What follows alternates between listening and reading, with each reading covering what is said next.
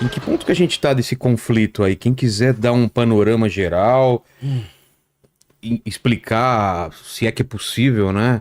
Historicamente isso e para onde a gente vai, é com vocês. Eu acho que é um dos conflitos mais complicados para quem é brasileiro entender, né? Porque isso não é de agora, tá acontecendo há muito tempo, tem muito país envolvido, muitos interesses, tem um lado religioso, tem um lado.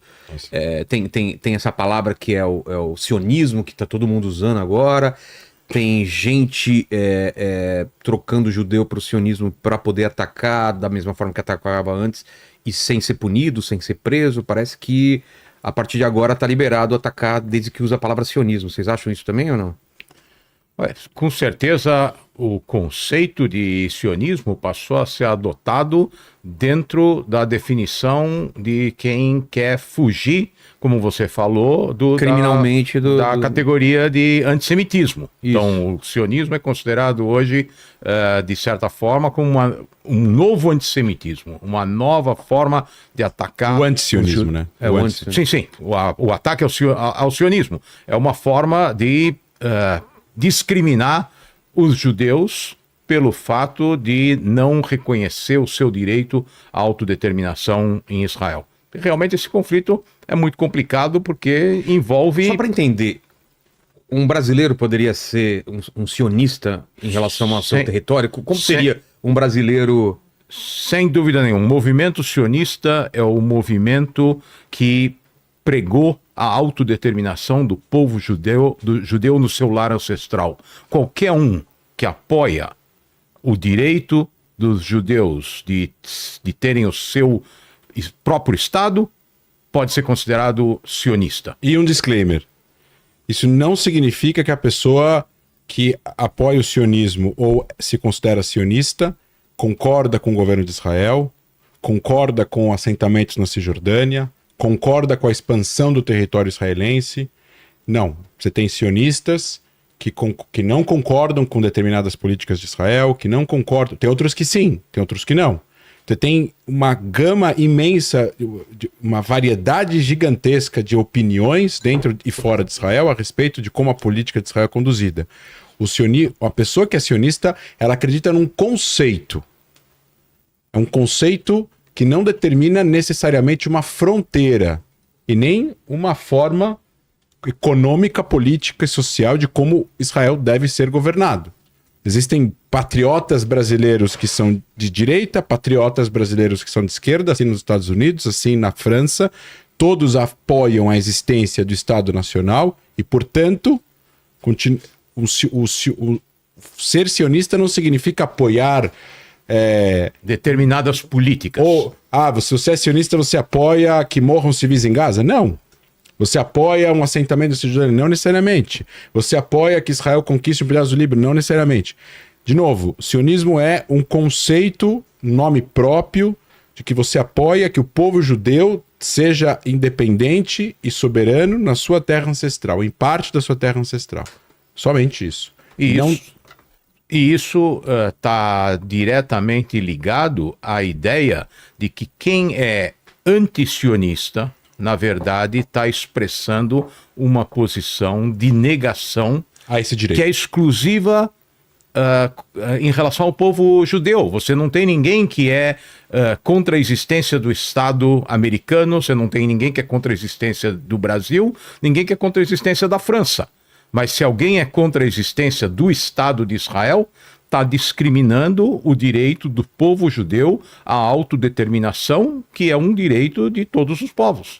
E não necessariamente um sionista é contra dois estados. Absolutamente. A origem do sionismo está baseada na ideia dos dois estados. As Nações Unidas propuseram em 1947 a criação de dois estados independentes na Palestina, um estado judeu e um estado árabe, e os árabes recusaram a proposta. Então os sionistas... Qual foi a justificativa? Porque eles queriam impedir a criação de um Estado judeu e queriam criar mais um Estado árabe, além de todos que já existiam na região, em todo o território entre o Mediterrâneo e o Rio Jordão, e daí vem essas declarações nas manifestações do Rio ao Mar, porque isso significa eliminar o Estado de Israel para criar um Estado árabe naquele lugar. Em relação à pergunta que você fez sobre o cessar-fogo, eu poderia também dar uma... A gente poderia começar essa fala falando o seguinte. Primeiro, o cessar-fogo, quando ele foi estruturado, ele tinha 3 fases, sendo que agora a gente está na prorrogação da primeira fase sem que exista uma resolução. Agora o pessoal está em Doha, no caso. Na primeira fase ainda? Não foi para a segunda fase. A gente está na primeira fase, uma prorrogação na primeira fase, estava contemplado em um dos parágrafos lá de que a primeira fase poderia ser prorrogada. Por que ela está na primeira fase? Porque não se chegaram na conclusão da segunda fase. E por que não chegaram na conclusão da segunda fase? Porque o que o Hamas está tentando fazer é o seguinte: o Hamas militarmente não tem como ganhar uma guerra de Israel. E o Hamas tem reféns. Israel quer ver os reféns fora. Os Estados Unidos e o mundo também querem ver os reféns fora. Os árabes também. Os países árabes também querem ver os reféns fora. Só que se todos os reféns forem libertados pelo Hamas, o Hamas não tem mais nenhum poder de barganha. Como grupo, né? Como milícia. Além disso, Israel não vai aceitar sair de Gaza ou declarar o fim da guerra. Você pode ter cessar-fogo ad eterno. Mas Israel não tem como, politicamente e até mesmo socialmente, declarar o fim da guerra com o Hamas no poder. Não, e militarmente.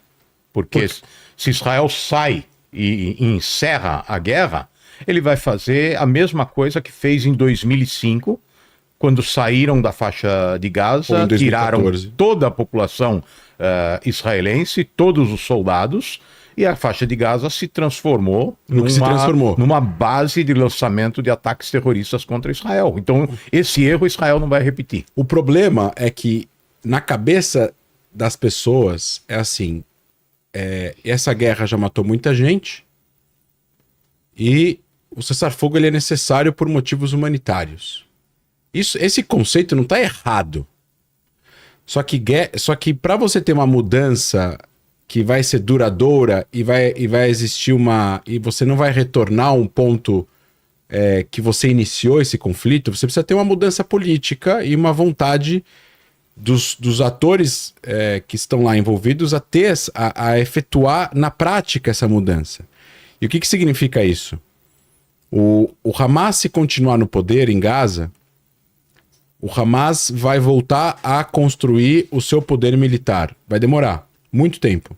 Mas ele vai voltar a controlar regiões de Gaza, cidades de Gaza, campos de Gaza e transformar as casas, os hospitais, as escolas em bases militares, como ele fez. E mesquitas. Mesquitas, todos os lugares públicos, escolas da ONU, repartições públicas e tudo mais. Isso é achismo ou é comprovado? Não, é comprovado. Isso foi o que eles já fizeram, eles vão voltar a fazer, se puderem. O problema é que se Israel aceita essa demanda, se o mundo pressiona Israel e o Israel aceita essa demanda, em outras palavras, tudo que aconteceu até agora, nos últimos 1 ano e meio, é em vão.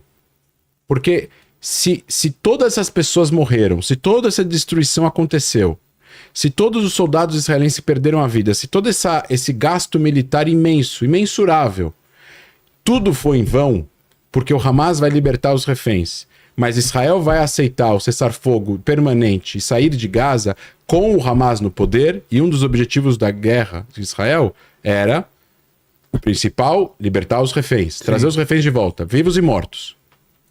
Vivos ou mortos. Mas o segundo objetivo é evitar que o Hamas volte a tirar o Hamas do poder.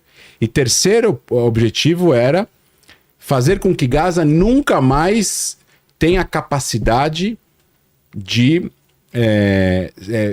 ter um grupo lá que possa causar esse tipo de ameaça, esse tipo de perigo para os cidadãos israelenses.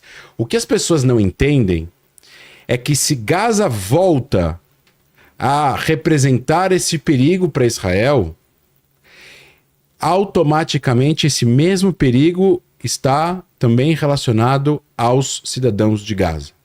Porque se Gaza volta a virar uma base para qualquer grupo, seja o Hamas ou qualquer outro, que vá controlar a região, como acontece no Afeganistão, como acontece em regiões do Líbano, que nem acontece na Síria agora. Se jihadistas controlam regiões, e essa região não tem nenhum tipo de trabalho de forças externas moderadas para poder evitar que esses jihadistas continuem construindo um poder militar tal. Essa região, mais cedo ou mais tarde, vai ser usada para atacar uma outra região, no caso é Israel, mas a gente viu isso com Síria e Turquia, a gente viu isso com Líbano e Israel, a gente viu isso em outros exemplos no Oriente Médio.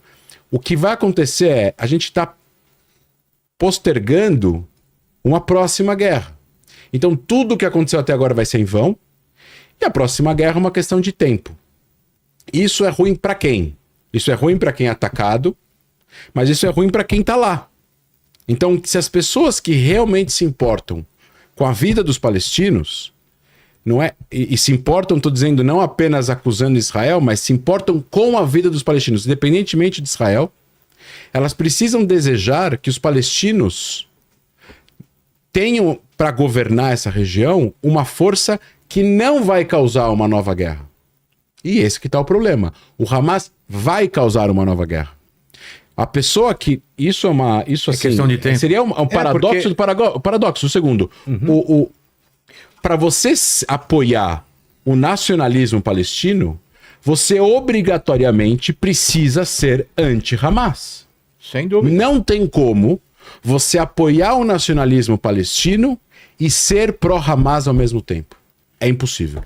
Fala, Oded. O Oded queria participar. Fala, Oded. Eu acho que está bem claro que não existe uma realidade em que o Hamas continua no poder. Isso é óbvio tanto para nós, tanto para o Hamas, como para os países árabes que eventualmente vão participar da reconstrução de Gaza. A gente sabe disso, o Hamas sabe disso. A ideia agora é conseguir trazer o maior número de reféns vivos. Não há dúvida que a guerra vai retomar, e a guerra vai retomar de uma forma completamente diferente do que a gente viu, que a gente conhece, com outros objetivos, que a gente não pode falar que não é. O único meio de evitar que a guerra retome é que o Hamas realmente abdique do poder em Gaza e aceite passar o poder para outra pessoa, quer dizer, outra entidade. Isso todo mundo entende que não vai acontecer. Então agora o que estão tentando fazer é prolongar a fase 1. O Witkoff veio com essa proposta agora de mais 10 reféns por 50 dias de trégua. Então, estão tentando comprar tempo e comprar a vida de mais reféns vivos, na verdade. O que estão tentando fazer agora porque é uma questão de tempo agora. É uma como se diz, é uma bomba retardamento que está correndo e não vai ter outro jeito. Quer dizer, o Hamas vai ter que ser tirado de lá à força e eu acho que quanto mais a gente conseguir realmente, quanto mais a gente conseguir tirar agora reféns, é melhor, porque na hora que a guerra retomar, a coisa vai ser boa.